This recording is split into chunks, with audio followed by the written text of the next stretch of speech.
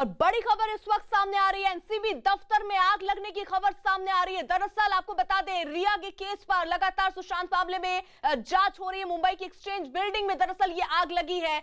बड़ी खबर, मुंबई के फोर्ट में ये बिल्डिंग है और वहां पर ही एक्सचेंज बिल्डिंग में ये आग लगी है। यहीं पर वो जांच चल रही थी जो ड्रग्स एंगल को खंगाल रही थी। ड्रग्स केस की जांच दरअसल एनसीबी यहीं पर कर रही थी, जहां ये बताया जा रहा है कि एक्सचेंज बिल्डिंग जहां पर आग लगी है। फिलहाल जो बड़ी जानकारी और बड़ी खबर निकलकर सामने आ रही है वो ये कि मुंबई के फोर्ट में दरअसल ये बिल्डिंग, और यहां देखिए तस्वीरें भी सामने आ गई हैं। यही वो बिल्डिंग जहां पर शौविक से लगाकर रिया चक्रवर्ती, सैमुअल मिरांडा सबको पूछताछ के लिए बुलाया गया था। सबसे पूछताछ हुई, उसके बाद किस तरीके से जांच आगे बढ़ी, ड्रग्स एंगल में एक एक पहलू खंगालने की कोशिश दरअसल एनसीबी की तरफ से लगातार चल रही है। और इसी के तहत फिलहाल जो जानकारी अभी मिल रही है, एक्सचेंज बिल्डिंग जहां पर ये आग लगी है। ज्योत्सना हमारे साथ जुड़ चुकी है और अपडेट के साथ। ज्योत्सना, कैसे लगी ये आग?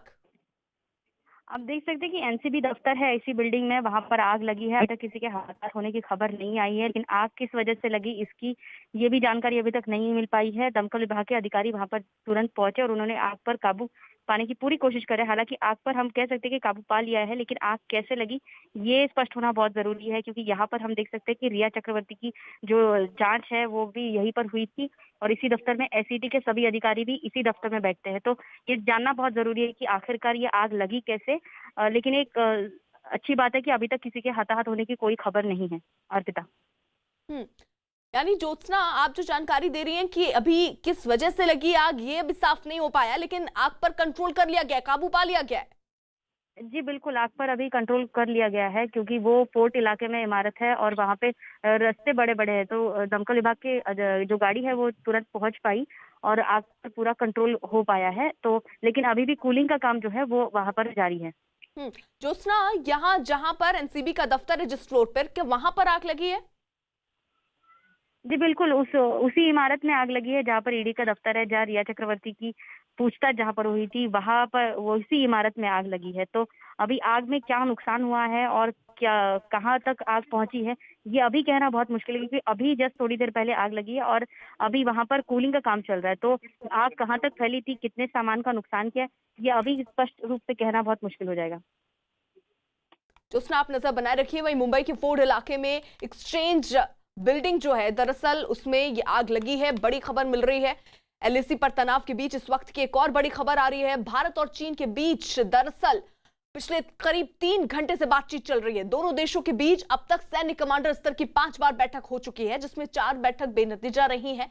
और एक तरफ चीन बातचीत की बात करता है और दूसरी ओर धोखा देता है, जिसका भारत ने मुंहतोड़ जवाब दिया। एलएसी पर चीन की उकसाने वाली हर हरकत का जवाब देते हुए भारतीय सेना के पिछले 3 हफ्ते में 6 नई और अहम चोटियों पर कब्जा जमाया है, जिसकी वजह से वो बौखलाया हुआ है। वहीं एलएसी पर तनाव के बीच इस वक्त की सबसे बड़ी खबर, दोनों देशों में बढ़े तनाव के बीच एक बार फिर कोर कमांडर स्तर की बातचीत हो रही है। इस बैठक में विदेश मंत्रालय के अधिकारी भी शामिल हैं और ये बैठक मोल्डो में हो रही है। अब तक कोर कमांडर स्तर की 5 बैठकें हो चुकी हैं और जिसमें पहली बैठक को छोड़कर सभी बेनतीजा रही। हालांकि आज हो रही बैठक पिछली बैठकों से बिल्कुल अलग बताई जा रही है, क्योंकि पेंगोंग के दक्षिण इलाके में कई पहाड़ियों पर कब्जा कर भारत ने चीन को बैकफुट पर ढकेल दिया। ऐसे में आज की बातचीत में भारत अपना पक्ष मजबूती से रखने की स्थिति में है। तो कोर कमांडर की ये बैठक जो अब से थोड़ी देर पहले शुरू हो चुकी है और इस बैठक में वो सारे मुद्दे भारत उठाता हुआ नजर आएगा, जिसको लेकर तनातनी की स्थिति इस वक्त बनी हुई है चीन को लेकर। और चीन जो है वो दरअसल अपनी साजिशों को भी रच रहा है, लेकिन भारत ने बिल्कुल साफ ये कर दिया कि जब तक चीन अपनी अप्रैल वाली स्थिति में लौटता नहीं है तब तक भारत भी वहां से, भारत की जो सेना है वो पीछे हटने वाली नहीं है और चीन को मुंहतोड़ जवाब देने के लिए पूरी तरीके से तैयार है। हमारे साथ हमारे 2 सहयोगी इस वक्त जुड़ चुके हैं। अरुण हमारे साथ हैं, अनुराग हमारे साथ हैं। जल्दी से रुक पहले अरुण का कर लेते हैं। यानी अरुण, हम पूरी तरीके से तैयार हैं और आज ये कोर कमांडर की बैठक में साफ भारत की तरफ से कह भी दिया जाएगा कि जब तक चीन अप्रैल वाली स्थिति में नहीं पहुंचता है तब तक कोई रास्ता नहीं निकल सकता है बीच का। देखिए, निश्चित रूप से स्टेटस को जब तक नहीं होता, यथास्थिति बहाल नहीं होती, कैसे कोई देश ये स्वीकार कर सकता है कि जो नो मैंस लैंड है वहां पर आप अपनी पोस्ट आगे कर लें या आगे तक कब्जा कर लें? और कैसे ऐसा हो सकता है कि जहां तक हम पेट्रोलिंग करते हैं आप हमको पेट्रोलिंग करने से रोक सकें? तो निश्चित रूप से जब तक ये पुरानी सिचुएशन यानी यथास्थिति बहाल नहीं हो जाती, हिंदुस्तान चीन के साथ कोई समझौता नहीं करेगा। और जहां तक बात है युद्ध की, देखिए हिंदुस्तान ने अब तक जितने भी युद्ध लड़े हैं सब उस पर थोपे गए हैं। हिंदुस्तान ने कभी आक्रमण नहीं किया है, आक्रांता नहीं हिंदुस्तान, लेकिन जंग अगर उसके ऊपर मुसल्लत की जाएगी तो उसका जवाब भी देगा हिंदुस्तान। ये बात प्रधानमंत्री से लेकर सेना प्रमुख तक कह चुके हैं। तो अब गेंद जो है वो चीन के पाले में है कि वो बातचीत में क्या अपनी जगह पर जाने को तैयार हो जाता है। हिंदुस्तान तुरंत अपनी जगह पर वापस चला आएगा और यथास्थिति बहाल हो जाएगी, लेकिन गेंद मैं बार बार कह रहा हूं चीन की कोर्ट में। बिल्कुल, लेकिन अनुराग अब सवाल ये कि हमने कई बार जो ये पिछली कोर बैठकें हुई हैं, बातचीत का दौर बहुत लंबा चला, कई बार 14 घंटे, कई 15 घंटे, लेकिन वो बेनतीजा क्यों निकली? क्या वजह है इसके पीछे? देखिए, मैं आपको स्पेसिफिकली बता दूं, अगर हम इसको इस तरीके से समझें कि आज की बैठक भी 3 घंटे तो लगभग हो चुके हैं और अभी भी हम ये उम्मीद कर सकते हैं कि अगले 8-10 घंटे और ये मीटिंग्स चलेंगी। क्यों? क्योंकि कुल मिलाकर 60 LAC पर ऐसे पॉइंट्स हैं जहां पर पेट्रोलिंग होती है या दोनों तरफ से मोर्चाबंदी होती है। उनमें से 15 पॉइंट्स अभी ऐसे हैं जिन पर कि आज जो मीटिंग है, जो हमारे सोर्सेज बता रहे हैं, आज जो मीटिंग है उसमें पॉइंट बाय पॉइंट 15 पॉइंट ऐसे हैं जिन पर डिस्कशन होना है। वहां पर कौन कितनी पीछे जा सकता है, वहां पर जो सेना की तादाद है वो कितनी होनी चाहिए, पेट्रोलिंग कहां तक अलाउ होगी, ये बिल्कुल स्पेसिफिक्स पर बातचीत होती है। और जब तक ये स्पेसिफिक्स पर बातचीत नहीं होगी तब तक ये बातचीत सफल भी नहीं होने वाली। इसलिए हम लगातार कह रहे हैं कि ये मैराथन मीटिंग्स हैं और भी मीटिंग्स इसके बाद अभी हो सकती हैं कोर कमांडर लेवल पर, जब हर एक पोस्ट पर स्पेसिफिक आप दोनों तरफ से सहमति जता देंगे कि इतनी तादाद होनी चाहिए, इस पोस्ट पर इस इतने किलोमीटर पीछे तक सेना रहेगी, इतनी जगह बीच में खाली रहेगी। उसके बाद ही ये मुमकिन है कि दोनों देशों के बीच में शांति हो सके, दोनों देशों के बीच में यथास्थिति जो कि मार्च अप्रैल से पहले थी वो वापस लौट सके। बिल्कुल अनुराग, रहिए आप हमारे साथ, अरुण भी हमारे साथ मौजूद है। LAC पर बने तनाव के बीच इस वक्त की सबसे बड़ी खबर, न्यूज 18 इंडिया को एक्सक्लूसिव जानकारी मिली है कि चीन सीमा पर वायरस वॉर की साजिश रचने में जुटा है। घुसपैठ की 4 कोशिशें नाकाम होने के बाद और कई अहम पहाड़ियों से नियंत्रण गंवाने के बाद चीन की सेना का मनोबल टूट चुका है। चीन सरकार पर देश के अंदर बहुत ज्यादा दबाव भी बढ़ रहा है। ऐसे में चीन LAC पर अपनी सेना के नए कैंप बना रहा है। मजबूरी यह है कि सीमा समझौते के मुताबिक चीन LAC पर गोलाबारी नहीं कर सकता और ऐसे में इंटेलिजेंस सूत्रों की यह खबर मिली कि चीन LAC पर कोरोना बम विस्फोट करने की साजिश रच सकता है।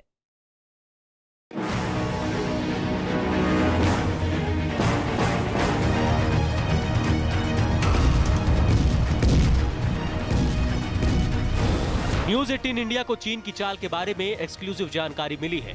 हार से बौखलाया चीन LAC पर वायरस युद्ध की तैयारी में जुटा है। दावा है कि चीन ने कोरोना वायरस से बायोलॉजिकल वॉरफेयर के लिए घातक हथियार तैयार कर लिया है। अब चीन की साजिश ये है कि वो LAC पर बिना हथियारों की लड़ाई लड़ने के लिए कोरोना बम का विस्फोट कर सकता है। LAC पर हथियारों के इस्तेमाल को लेकर भारत और चीन के बीच 1993 में एक समझौता हुआ था। उस समझौते के तहत 3500 किलोमीटर लंबी LAC पर दोनों देश गोलीबारी नहीं करेंगे और शायद अब तक उसी समझौते से दोनों देश बंधे हुए भी हैं। हालांकि LAC पर हथियारों का जमावड़ा जरूर लगा है, लेकिन उसके इस्तेमाल पर फिलहाल पाबंदी है और शायद यही वजह है कि चीन के सैनिक मध्यकालीन समय के हथियार जैसे कि भाला, फरसा और तारों से बंधी हुई लोहे की छड़े के साथ नजर आए। LAC पर चीन अपने तोपखाने में बड़े बड़े ठिकाने बना चुका है और तिब्बत में बारूद बरसाकर प्रोपेगेंडा वीडियो जारी कर रहा है।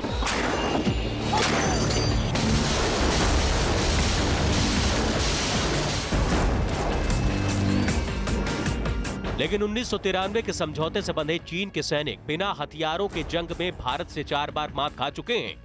उन्होंने बीते 15 दिनों में घुसपैठ की 4 कोशिशें की, लेकिन उल्टे पांव भागना पड़ा। साथ ही वो हिस्सा भी गंवाना पड़ा जो 1962 से चीन के नियंत्रण में था।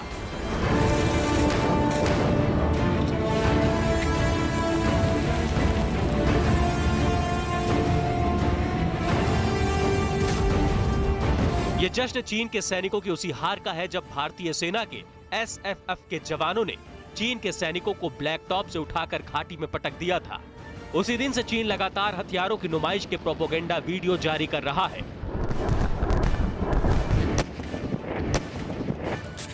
चीन के लिए LAC पर बीता एक पखवाड़ा बहुत भारी गुजरा है। बीते 15 दिनों में भारत ने हेलमेट टॉप, ब्लैक टॉप, कुरंग हिल, मागर हिल, रेजांगला और रेकिनला चोटियों पर तिरंगा फहरा दिया है।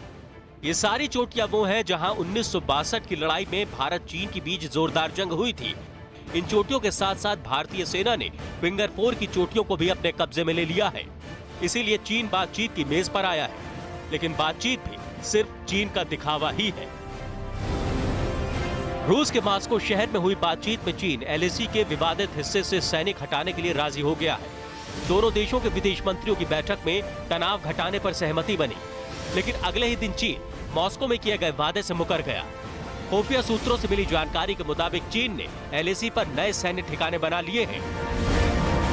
एलएसी पर भारतीय सेना की चोट से बौखलाया चीन बातचीत का दिखावा कर रहा है। भले ही चीन की सरकार ने भारत की सरकार से ये वादा किया हो कि वो एलएसी पर तनाव कम करने के लिए अपनी सेना को पीछे करेगा, साथ ही दोनों देश मिलकर एलएसी के इलाके में शांति कायम करेंगे, लेकिन जिस वक्त ये शांति की वार्ता हो रही थी उससे कुछ दिन पहले ही पेंगोंग झील के किनारे चीन अपनी सैन्य ठिकाने को तैयार कर रहा था। न्यूज 18 इंडिया को मिली एक्सक्लूसिव जानकारी के मुताबिक चीन एलएसी के पास न सिर्फ अपने सैनिकों को ही बढ़ा रहा है, बल्कि फिंगर 4 गंवाने के बाद उसने नया मिलिट्री बेस भी बनाना शुरू कर दिया है।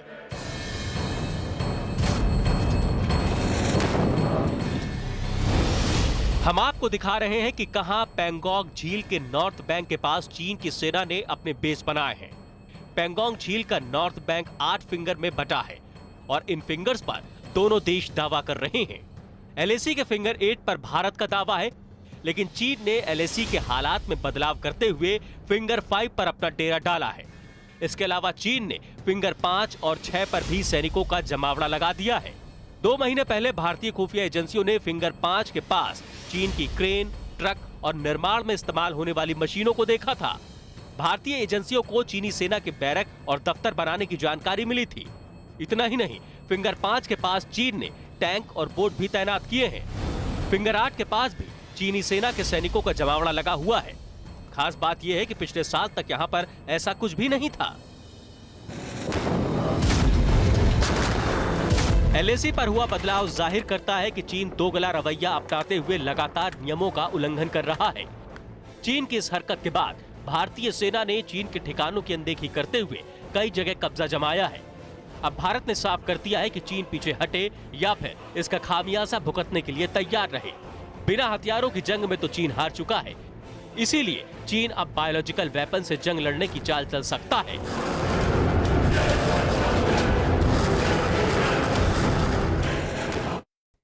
भारत और चीन के बीच हो रही बातचीत, लेकिन इस बीच बताया जा रहा है कि चीन अक्साई चिन और एलएसी पर लगातार सैनिकों की संख्या में बदलाव कर रहा है। साथ ही चीन पेंगोंग लेक के किनारे 50 सैनिकों को लगातार तैनात रखता है, जो भारत को बिल्कुल मंजूर नहीं। और ऐसे में इस बैठक के नतीजे चीन के एलएसी के पास और चीन के कब्जे वाले अक्साई चिन में सैनिकों की तैनाती पर निर्भर करते हैं। भारत और चीन के बीच मतभेद के दरअसल 10 अहम मुद्दे हैं। वो कौन से मुद्दे हैं वो मैं आपको बता दूं। चीन की ओर से अक्साई चिन और एलएसी के पास सैनिकों की तैनाती है, जिसका भारत विरोध करता रहा है।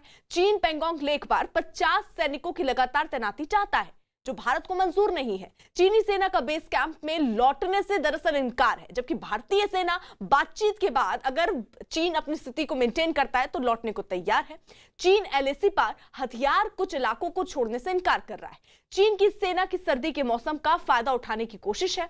गिलगिट बाल्टिस्तान के मुद्दे पर पाकिस्तान का साथ दे रहा है दरअसल चीन लगातार सीपीसी का विस्तार कर रहा है। लद्दाख में दौलत बेग ओल्डी से चुमार तक चीनी सेना का आक्रामक रुख दिखाई दे रहा है। सीपीसी पर चीन की बड़ी योजना है, जिस वजह से वो भारत के साथ विवाद सुलझाने में रुचि नहीं ले रहा। भूटान के साथ सीमा विवाद निपटाकर राजनयिक संबंध बनाने पर चीन का ध्यान है, ताकि भारत को घेरा जा सके। यानी अरुण, ये बहुत सारे मुद्दे हैं जो दिखा रहे हैं कि किस तरीके से चीन जो है वो साजिश रचता रहा है। न सिर्फ रचता रहा है, एक तरफ तो वो साजिश रखता है, वहीं दूसरी तरफ वो कह रहा है कि भाई देखिए हम तो कुछ नहीं कर रहे, बातचीत कर लीजिए, सब ठीक हो जाएगा। देखिए, बातचीत करने के लिए तो हमेशा खुली बात करता है चीन, लेकिन बातचीत के जब इम्प्लीमेंटेशन की बात आती है, जब उन बातचीत में जो फैसला लिया गया है उनको जमीन पर उतारने की बात आती है, तब चीन मुकर जाता है। वहां पर वो साथ नहीं देता। आप देखिए कि 5 कोर कमांडर लेवल की जो बातचीत हुई थी और वो 10 से 15 घंटे के बीच हुई थी, उनमें सहमति बनी थी डिसएंगेजमेंट की। आप धीरे धीरे पीछे हटिए, सैनिकों की संख्या कम करिए। जब शांतिपूर्ण बॉर्डर रहा है 1962 के बाद, 75 में टेंशन हुई थी जरूर, लेकिन जब वहां पर हम कम सैनिकों से काम चला सकते हैं, आपके भी कम सैनिक रहे, हमारे भी कम रहे, तो इतना भारी फोर्स का जमावड़ा क्यों किया आपने बेसेस क्यों बनाए, आपने लड़ाकू विमान तैनात क्यों किए वहां पर, आपने तिब्बत में इतनी मिलिट्री ड्रिल क्यों की? तो चीन की नीयत पर शक है, चीन पीठ में छुरा घोंपता है, ये बात किसी से छुपी नहीं है। लेकिन हिंदुस्तान इस बार पूरी तैयारी के साथ है। अगर चीन हिमाकत करेगा तो जवाब उसको देगी और उल्टा पड़ेगा चीन का ये दांव। क्योंकि एक आखिरी बात मैं आपको बता दूं, चीन अब उस तरह की स्थिति में नहीं है। आप देखिए, अगर वर्ल्ड लेवल पे देखिए, अमेरिका की बात करिए, जापान की बात करिए, ऑस्ट्रेलिया की बात करिए, हिंदुस्तान की बात करिए, इन सब ने मिलकर गठबंधन बनाया है। चीन के साथ कोई बड़ा देश आज खड़ा नहीं है। बिल्कुल अरुण रहिए आप हमारे साथ। वहीं एलएसी पर चीन को उकसाने वाली हर हरकत का जवाब देते हुए भारतीय सेना जो है वो पिछले 3 हफ्ते में 6 नई और अहम चोटियों पर कब्जा जमा लिया है।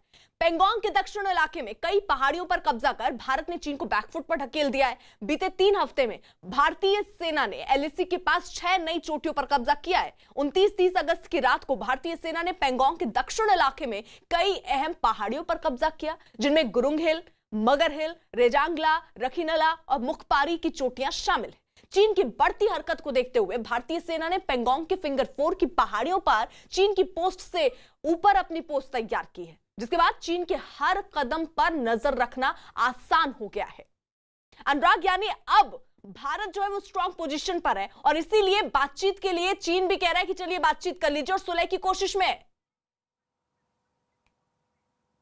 देखिए, मैं आपको बता दूं कि इस इलाके में यूं तो बहुत सी चोटियां हैं और तमाम जो 6 चोटियों की भी हम बात कर रहे हैं जिन पर भारतीय सेना इस वक्त काबिज है, वो भी एलएसी से भारत की तरफ हैं। यानी हमारी सीमा के अंदर ही हमारी सेना रही है, हमारी सेना ने सीमा क्रॉस नहीं किया और इसके बारे में आधिकारिक बयान भी हमारी सेना ने दिया। लेकिन इनका महत्व ये है कि ये 6 चोटियां जो हैं इनको स्ट्रेटेजिकली चूज किया गया है आर्मी की तरफ से, क्योंकि इन 6 चोटियों से जो चाइना की साइड के जो सड़क है, जो चौकियां हैं उनकी, वो नजर आती हैं पीएलए की, और इसीलिए स्ट्रेटेजिकल महत्व रखती हैं। अगर चीन को कोई भी हरकत करनी है वहां पर या फिर अपनी फोर्स को एक्सपोज होने से भी रोकना है, तो भी उनको भारतीय मांगों को मानना होगा। ये इस तरीके का प्रेशर बिल्डिंग टैक्टिक्स था भारतीय सेना की तरफ से कि इन 6 चोटियों पर अगर हमारे जवान मौजूद हैं, वहां पर हमने मोर्चाबंदी कर रखी है, तो जो चाइना की जो पीएलए की जो पोस्ट है और जो उनकी रसद की आवाजाही है वो एक्सपोज्ड है पूरी तरह से, और कोई भी सेना ज्यादा दिन तक ऐसी स्थिति में नहीं रुकना चाहेगी।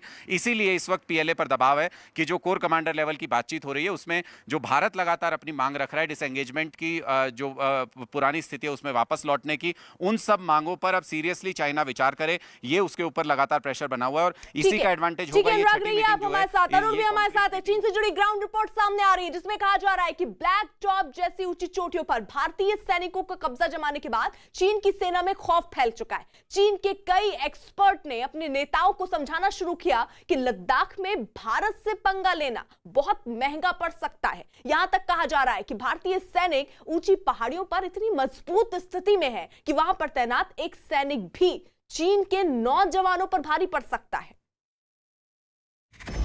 ऑपरेशन ब्लैक टॉप के बाद चीन पस्त, ऊंची चोटियों पर भारत के कब्जे से घबराया चीन।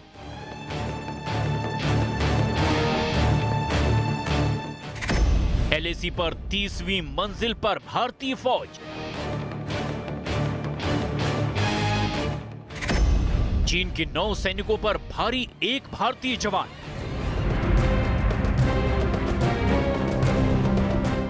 एलएसी पर भारत के चक्रव्यूह में बुरी तरह फंस गया है चीन। जब गलवान में टकराए चीनी सैनिक तो उन्हें सीधे गर्त में पहुंचा दिया गया और उसके बाद चीन को 29-30 अगस्त को ब्लैक टॉप से खदेड़ दिया गया।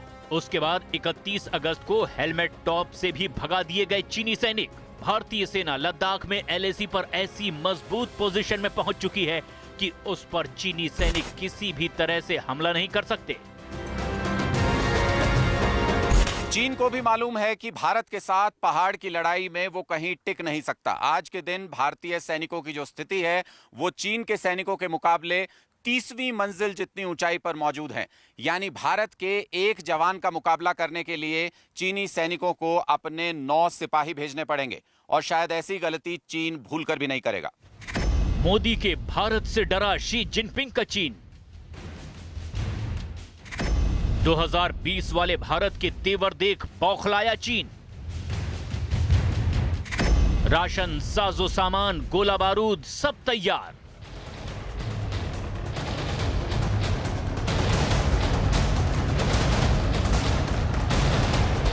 चीन का सरकारी अखबार ग्लोबल टाइम्स भारत को सर्दियों में धमकी दे रहा है। उसका दावा है कि चीन की सेना -60 डिग्री सेल्सियस के टेम्परेचर में LAC पर डटे रहने की तैयारी कर चुकी है। लेकिन सच तो ये है कि चीन की सेना को ऐसे सर्द मौसम में रहने का कोई तजुर्बा नहीं है। भारतीय सेना ने पूरी सर्दी उन चोटियों पर बिताने का मन बना लिया है जो चीन के अधिकार से छीन ली गई हैं। और अब अपनी सीमाओं की रक्षा के लिए सर्दी के कठोर मौसम में भी युद्ध भी करना पड़ जाए तो उसकी भी पूरी तैयारी कर ली गई है। सैनिकों को ठंड से बचाने के लिए गर्म टेंट के बड़े पैमाने पर इंतजाम किए गए हैं। माउंटेनियरिंग के साजो सामान चोटियों पर तैनात सैनिकों को दे दिए गए हैं। अग्रिम चौकियों तक राशन की भरपूर खेप पहुंचा दी गई है। बोफोर्स तोप सहित LAC पर बड़ी आर्टिलरी गन तैनात कर दी गई है। अग्रिम चौकियों पर हीटर कैरो नाम के हीटर लगा दिए गए हैं जो सैनिकों को गर्म रखेंगे। अग्रिम चौकियों तक ईंधन पहुंचाया गया है जिससे खाना बनेगा। गश्त लगाने वाली गाड़ियां और हीटर वगैरह चलते रहेंगे। ज्यादा बर्फबारी के वक्त एवलांच से बचाने के लिए रेस्क्यू टीम भी तैनात की जा चुकी है। इसके अलावा मशीनों में आने वाली खराबियों को सुधारने के लिए मेंटेनेंस टीम अग्रिम चौकियों पर तैनात की जा चुकी है। LAC पर आने वाले दिनों में -30 से -50 डिग्री तक पारा गिर सकता है। उस बेरहम मौसम से सैनिकों को बचाने के लिए खास इंतजाम किए गए हैं। सेना की तैयारी नंबर 1, ठंड से बचाने का काम करेंगे ये खास टेंट। खास तरह के ये टेंट कई आकार के हैं। इनमें 2 से लेकर 10 तक जवान एक साथ रह सकते हैं। जैसा कि आप देख पा रहे हैं, बैकग्राउंड में विभिन्न प्रकार के टेंट लगे हुए हैं, जैसे कि small tent, large tent, medium and tent high altitude. हमारे टेंटों में हीटिंग अप्लायंसेस की सुविधा मौजूद है। इन सुविधाओं के अलावा हमारे जवानों को कैरो हीटर्स, जो कि हजारों की तादाद में जो भी हमारे जवान आगे डिप्लॉयड हैं, उनको इशू किए जा चुके हैं। ये हाई क्वालिटी के टेंट हाई ऑल्टीट्यूड यानी कि बहुत ऊंचे इलाकों में आजमाए हुए हैं और फॉरवर्ड पोस्ट पर तैनात सैनिकों के लिए पैंगोंग झील पर भेजे जा चुके हैं। और इसके साथ ही टेंट को गर्म रखने के लिए कैरो हीटर भी तैनात कर दिए गए हैं। देख सकते हैं कि एक टेंट है, इसको विशेष तौर पर बनाया गया है हाई ऑल्टीट्यूड के लिए, लेकिन इसका तापमान जो है वो ये -20 तक जो है ये टेम्परेचर झेल सकता है। साथ ही इसमें कम से कम 7 से 8 लोग आसानी से रह सकते हैं। ये कैरो हीटर है जो कि गर्मी देता है। चारों तरफ से जो है ये 2 अलग अलग लेयर्स की बनी हुई है। ये इन सब के साथ साथ जवानों को बर्फ में रहने, चलने और पहाड़ पर चढ़ने के लिए खास साजो सामान, जिसे extreme cold climate clothing and mountaineering equipment कहा जाता है, वो भी दे दिए गए हैं। Special clothing and mountaineering equipment को 2 भागों में बांटा गया है। कैटेगरी 1 में पर्सनल क्लोथिंग 21 आइटम जो हर जवान को इशू किए जाते हैं। आज की डेट में जो भी जवान आगे डिप्लॉयड हैं, हर एक को स्पेशल क्लोथिंग दिया जा चुका है। कैटेगरी 2 में अवलांच रेस्क्यू इक्विपमेंट जो आप मेरे पीछे देख सकते हैं, like hippo bag, carabiners and obstacle crossing equipment आता है। खास बात यह है कि सिर्फ इस साजो सामान के सहारे ही इंसान उस बीहड़ में जिंदा नहीं रह सकता। कुदरत पल पल पर हौसले की कड़ी परीक्षा लेती है। जवानों को कई तरह की बीमारियों का खतरा रहता है, लेकिन भारत के जवान कई साल से ऐसे मौसम में जीने के अभ्यस्त हो चुके हैं और ऐसे में उनके लिए यहाँ रहना उतना मुश्किल नहीं होगा जितना चीन के जवानों के लिए।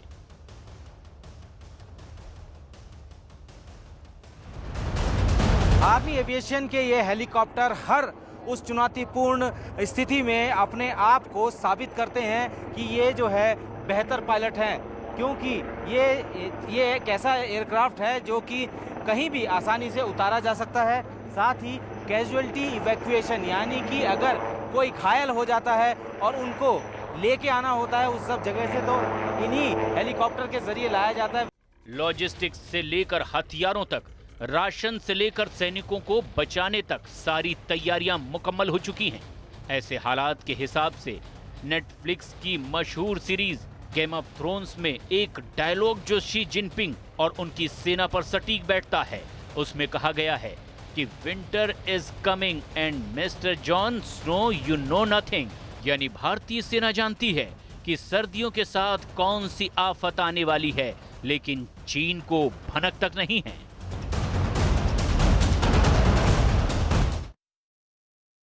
सर्दियों के लिए भारत की तैयारियों से घबराए चीन ने भी ठंड से बचने के लिए अपने सैनिकों को दी जाने वाले कपड़ों, गैजेट्स की जानकारी दी है। चीन ने इसके लिए कुछ तस्वीरें भी जारी की हैं। दरअसल भारतीय सेना ने पूर्वी लद्दाख में एलएसी पर चीन के साथ जारी टकराव के बीच जरूरी सामान इकट्ठा कर लिया है। भारतीय सेना के जवानों को लद्दाख की खून जमा देने वाली सर्दी से बचने के लिए कई लेयर्स वाले कपड़े भी मिल गए। ऐसे में भारत की तैयारियों से घबराए चीन ने भी अपने जवानों को दिए जाने वाले कपड़ों, गैजेट्स की तस्वीरें जारी कर दी हैं। चीन की साजिशों पर ग्राउंड जीरो से एक ऐसी चौंकाने वाली खबर आ रही है और ये खबर यकीनन चीन के उस चेहरे से पर्दा हटाती है जिसने चीन में ये दावा किया कि वो तो असल में एलएसी पर शांति चाहता है। लेकिन न्यूज 18 इंडिया के हाथ चीन का एक सुपर एक्सक्लूसिव वीडियो लगा। इस वीडियो के जरिए चीन दिखाने की कोशिश कर रहा है कि कैसे वो युद्ध की तैयारियों में जुटा हुआ है। चीन की कमांडो ट्रेनिंग का ये वीडियो उस वक्त आया जब लद्दाख से लेकर अरुणाचल प्रदेश में हालात बेहद गंभीर बने हुए हैं। News 18 India super explosive.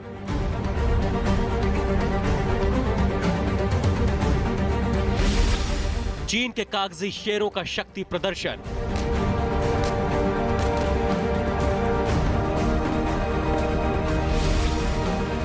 Bharat के खिलाफ चीन का वीडियो वॉर।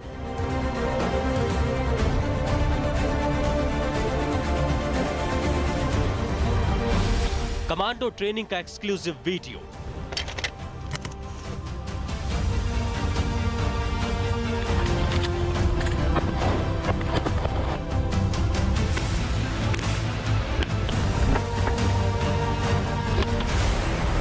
भारत और चीन के बीच एलएसी पर तनाव की तस्वीरों के बीच ये वीडियो इस वक्त सुर्खियों का सबब है।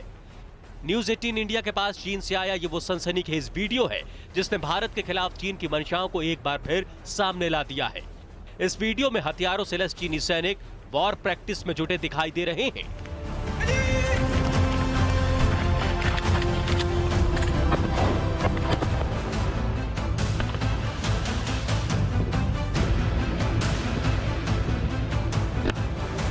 ये चीन की स्पेशल फोर्सेस का वो वीडियो है जिसे चीन की सरकारी मीडिया ने अपनी वेबसाइट पर अपलोड किया है। अभी तक जो चीन हथियारों की नुमाइश करता था, अब वही चीन भारत को ये जताना चाहता है कि उसके स्पेशल फोर्सेस के जवान भारत के खिलाफ जंग लड़ने के लिए किस तरह से तैयार हो रहे हैं।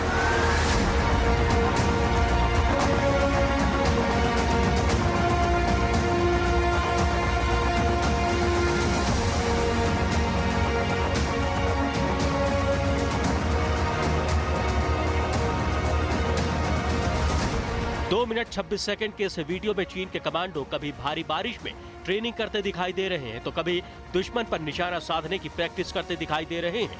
इतना ही नहीं, इस वीडियो में चीन के जवान घात लगाकर हमला करते भी दिखाई दे रहे हैं। लाइन ऑफ एक्चुअल कंट्रोल पर तनाव के बीच न्यूज 18 के हाथ एक सुपर एक्सक्लूसिव वीडियो लगा है। इस वीडियो में चीन के सैनिक कमांडो ट्रेनिंग करते हुए देखे जा सकते हैं। खास बात यह है कि ये सैनिक भारी बारिश में टफ टेरेन में युद्ध की प्रैक्टिस करते दिखाई दे रहे हैं। यानी चीन हिंदुस्तान को संदेश देना चाहता है कि उसके सैनिक हर स्थिति में भारत के साथ युद्ध लड़ने के लिए तैयार हैं। चीन का ये नया प्रोपेगेंडा वीडियो उस वक्त आया है जब भारत और चीन के बीच लाइन ऑफ एक्चुअल कंट्रोल पर हालात बेहद गंभीर है।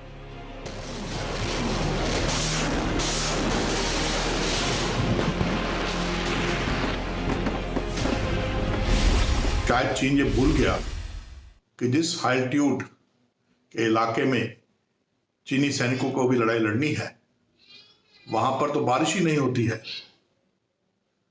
वो तो एक सूखा रेगिस्तान है, हाई एल्टीट्यूड डेजर्ट है। तो ऐसे में बारिश में ट्रेनिंग कराकर वो क्या दर्शा रहे हैं? साफ जाहिर है कि ये वीडियो भी चीन का वीडियो वॉरफेयर का प्रोपेगेंडा का एक हिस्सा है। कभी चीन की तरफ से मिसाइलों और टैंकों का शक्ति प्रदर्शन किया जा रहा है, कभी चीन की तरफ से इस तरह के कमांडो ट्रेनिंग का वीडियो जारी किया जा रहा है। चीन का मकसद एकदम साफ है और वो है भारत को न सिर्फ युद्ध के लिए उकसाना बल्कि इस बात को भी साबित करना कि उसकी तैयारियां युद्ध को लेकर कैसी हैं। वीडियो में दिखाया गया है कि चीन के कमांडो किसी पहाड़ी इलाके में ट्रेनिंग ले रहे हैं। ये ट्रेनिंग भारी बारिश के बीच अंजाम दी जा रही है।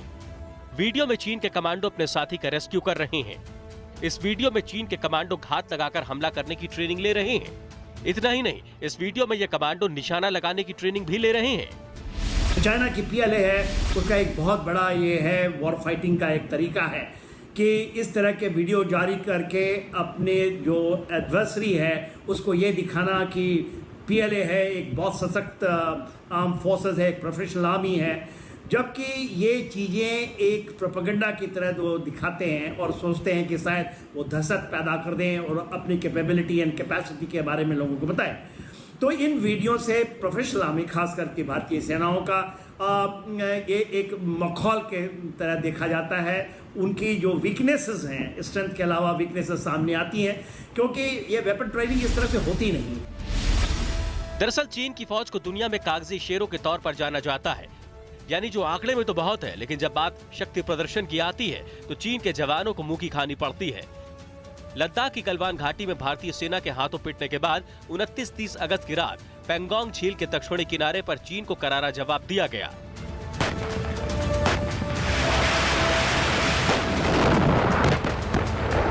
जाहिर है जो चीन LAC पर कब्जे की साजिश को अंजाम देने के लिए भारत के साथ वीडियो वॉर कर रहा है, उसे पहले ये समझना चाहिए कि चीन अपनी जिस ट्रेनिंग और सैनिकों के बल पर उछल रहा है वो चीन लद्दाख के लड़ाकों के आगे कुछ नहीं। हमें तो बहुत अच्छा लगता है सर, देश के लिए अपने लड़के फौज में है, बहुत खुशी लगता है सर। हमेशा मैं सीना तान के चलता हूँ, मेरा लड़का फौज में जॉब है, सरकारी जॉब है, फौज में है, चाइना बॉर्डर पर है, लड़ाई कर रहा है चाइना से। बहुत खुशी लगता है सर, हम खुशी खुशी बैठता है घर में। डर लग गया तो फौज में लड़के को नहीं भेजता सर, डर से वो नहीं करता है सर। और मौत से डरने लग गया ना सर तो देश नहीं चलेगा सर। सर मेरा दूसरा लड़का भी तैयार हो रहा है, ये भी जाना चाहता है, ये जबरदस्ती बेचना है सर इसको। ये लद्दाख स्काउट से जुड़े वो परिवार हैं जो चीनी सेना के दमखम को पल भर में मिट्टी में मिला सकते हैं। इनके परिवार का बच्चा बच्चा चीन से लोहा लेने को तैयार है। बहुत अच्छा लगता है सर, कभी कभी याद भी आता है, लेकिन बहुत अच्छा लगता है। मेरा भाई लद्दाख स्क्वाड में है, मैं लद्दाख स्क्वाड में जाऊंगा। क्यों?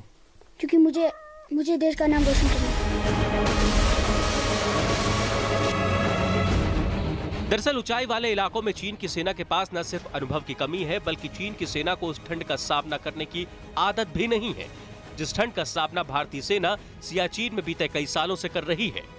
इतने बेरहम इलाकों में ढलने के लिए भारतीय सेना के जाबाजों को चीन के सैनिकों की तुलना में कड़ी मशक्कत करनी होती है। ऐसे बर्फीले इलाकों में खुद को तैयार करने के लिए भारतीय जाबाजों की ट्रेनिंग होती है हाई एल्टीट्यूड वॉरफेयर स्कूल में। जिस हाई एल्टीट्यूड वॉरफेयर स्कूल में इन जवानों की ट्रेनिंग होती है वो 9000 फीट की ऊंचाई पर मौजूद है। गुलमर्ग में हाई एल्टीट्यूड वॉरफेयर स्कूल में जवानों को ट्रेन किया जाता है।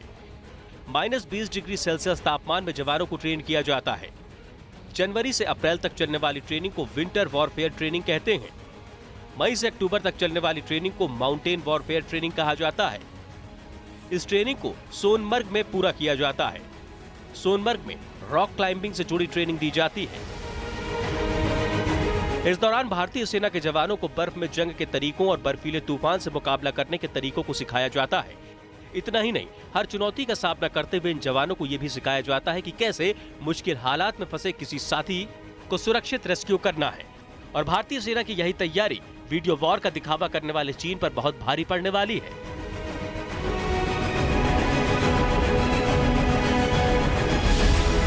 जहां तक हाई एल्टीट्यूड का सवाल है, भारतीय सैनिकों को पहले तो हाई एल्टीट्यूड वॉरफेयर स्कूल के अंदर हाई एल्टीट्यूड वॉरफेयर की ट्रेनिंग दी जाती है।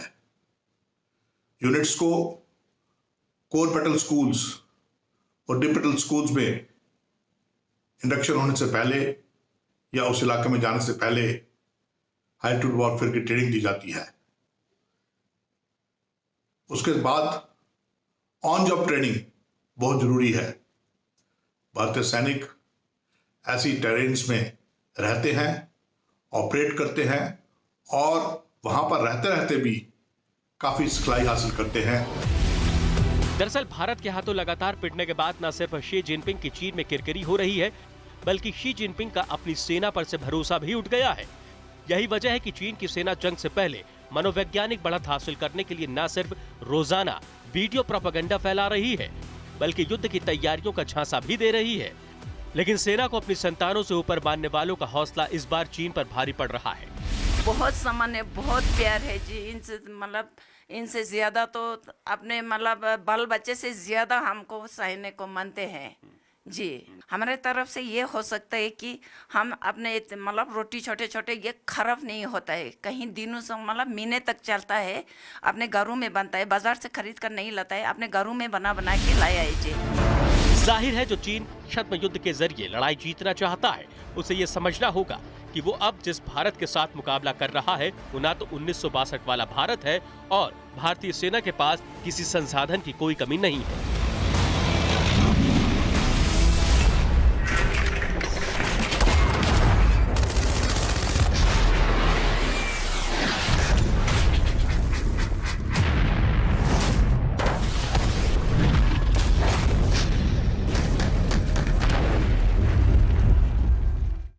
इस वक्त चीन से जुड़ी बड़ी खबर आ रही है। चीन ने ताइवान को धमकी दी है। चीन के सरकारी अखबार ग्लोबल टाइम्स ने दावा किया गया कि 2 दिन तक चली चीन की मिलिट्री ड्रिल में चीन के 40 लड़ाकू विमानों ने उड़ान भरी, जिनके जरिए चीन ताइवान के एयर स्पेस पर कब्जा कर सकता है। मिलिट्री ड्रिल में चीन के जिन लड़ाकू विमानों ने उड़ान भरी उनमें 2 H-5 बॉम्बर, 8 J-8 विमान और 4 J-10 लड़ाकू विमान शामिल हैं। चीन लद्दाख में एलएसी पर भारत के साथ तनाव बढ़ाकर करारी चोट खा चुका है। उधर पड़ोसी देश ताइवान ने भी चीन की एयरफोर्स की हवा निकाल दी। 2 दिन से लगातार चीन के विमान ताइवान स्ट्रेट में चक्कर लगाकर ताइवान को धमकाने की कोशिश कर रहे हैं। अमेरिका के अंडर सेक्रेटरी कीथ क्रेच जब से ताइवान दौरे पर पहुंचे हैं, तब से चीन ताइवान को मसल पावर दिखाने की कोशिश कर रहा है। पहले चीन ने 18 लड़ाकू विमान भेजकर ताइवान को धमकाने की कोशिश की और अब चीन के 19 विमानों ने ताइवान स्ट्रेट में ताइवान की सीमा लांघने की कोशिश की। इसके जवाब में ताइवान ने चीन के 19 विमानों को धमकाकर खदेड़ दिया। अब चीन अपनी एयरफोर्स की प्रोपेगेंडा वीडियो जारी करके ताइवान को डराने की कोशिश कर रहा है। ताइवान ने तोड़ा चीन का गुरूर।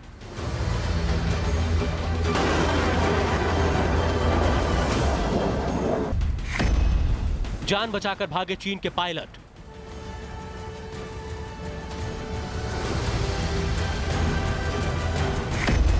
ताइवान से हारे चीन की प्रोपेगेंडा चाल।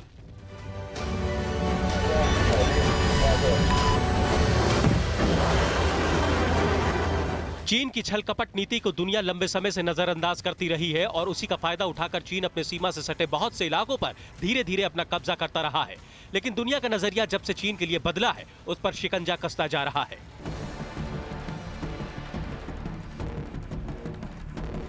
लद्दाख में एलएसी पर चीन के इरादे चकनाचूर हो चुके हैं और ताइवान ने भी 2 दिन में 2 बार चीन की एयरफोर्स को धूल चटा दी है। चीन 2 मोर्चों पर पिटने के बाद बुरी तरह बौखलाया हुआ है। अमेरिका के अंडर सेक्रेटरी कीथ क्रेच 17 सितंबर को ताइवान के दौरे पर गए, तब से चीन की बेचैनी और बढ़ गई है और उसने ताइवान को धमकाने के लिए 2 बार अपने विमान उसकी सीमा पर भेजने की कोशिश की है। लाइन ऑफ एक्चुअल कंट्रोल पर हिंदुस्तान के हाथों शिकस्त खा चुके चीन को ताइवान ने भी करारी चोट दी है। अमेरिका के अंडर सेक्रेटरी के ताइवान दौरे के बाद ताइवान को धमकाने के लिए चीन ने अपने युद्धक विमान ताइवान भेजे थे। जैसे ही ये विमान ताइवान की वायु सीमा में पहुंचे, वहां की सेना ने इनको टारगेट पर ले लिया। चेतावनी मिलने के बाद चीन के पायलट जान बचाकर अपने देश वापस लौट गए। ताइवान के रक्षा मंत्रालय ने कहा है कि चीन की धमकियों से ताइवान नहीं डरने वाला है। ताइवान और चीन के बीच है समंदर, जिसे ताइवान स्ट्रेट कहा जाता है। इस स्ट्रेट में ताइवान ने अपने एयर डिफेंस सिस्टम की सीमा तय कर रखी है। इसे मिडिल लाइन कहा जाता है। लेकिन 18 सितंबर को चीन के विमानों ने ताइवान की सीमा यानी मिडिल लाइन को लांघने की कोशिश की। मिडिल लाइन लांघते ही ताइवान ने चीन के पायलटों को टारगेट कर दिया और इसके बाद चीन के विमानों को लौटना पड़ा।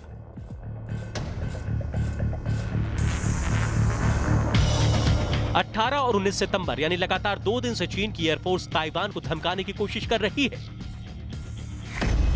पहले चीन ने 18 सितंबर को 18 विमान ताइवान के नजदीक भेजे।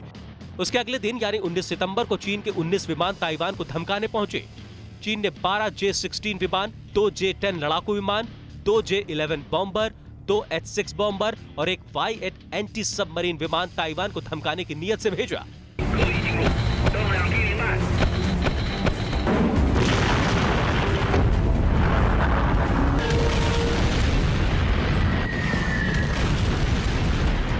सीमा लांघने की कोशिश करते हुए चीनी पायलटों को ताइवान ने रेडियो से चेतावनी दी। इसके बाद ताइवान के एयर डिफेंस सिस्टम ने विमानों को निशाने पर ले लिया। खतरा भांपकर चीन के विमान वापस लौट गए। ताइवान से चोट खाने के बाद प्रोपेगेंडा में माहिर चीन वीडियो बनाकर अपने देश की जनता को बहला रहा है और अपनी एयरफोर्स को ताकतवर दिखाने की कोशिश कर रहा है। चीन ने अपनी एयरफोर्स का नया वीडियो जारी करके ताइवान को धमकी दी है।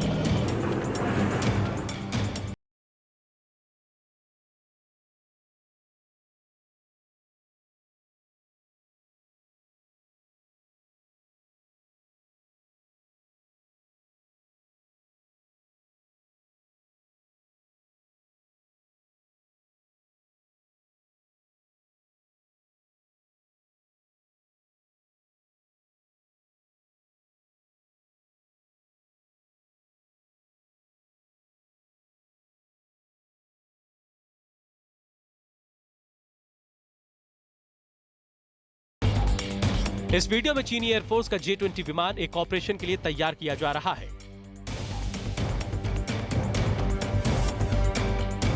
इसके बाद ये विमान रनवे पर पहुंचता है और उड़ान भरता है।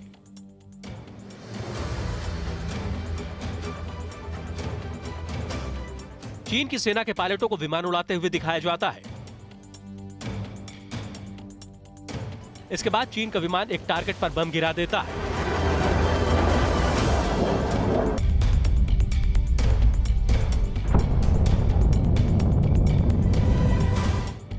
इसके बाद चीनी सेना के बम वर्षक लौट जाते हैं। इस वीडियो को जारी करते हुए चीन ने लिखा गॉड ऑफ वॉर। ये वीडियो सीधे सीधे ताइवान को धमकी देने के इरादे से जारी किया गया है। चीन के अखबार ग्लोबल टाइम्स ने ताइवान को धमकी देते हुए लंबा लेख भी लिखा है। ग्लोबल टाइम्स के एडिटर इन चीफ हू शिजिन ने लिखा है कि चीन ताइवान की हर चुनौती से निपटने को तैयार है। चीन के 19 विमान मिडिल लाइन के पार उड़ान भरकर वापस आ चुके हैं।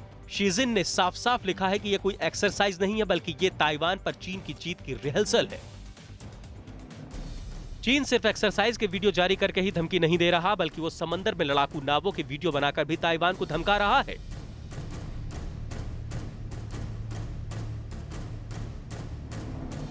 चीन की सरकारी समाचार एजेंसी CCTV ने चीन के मरीन्स का एक वीडियो जारी किया है, जिसमें वो समंदर में युद्ध अभ्यास करते दिखाई दे रहे हैं।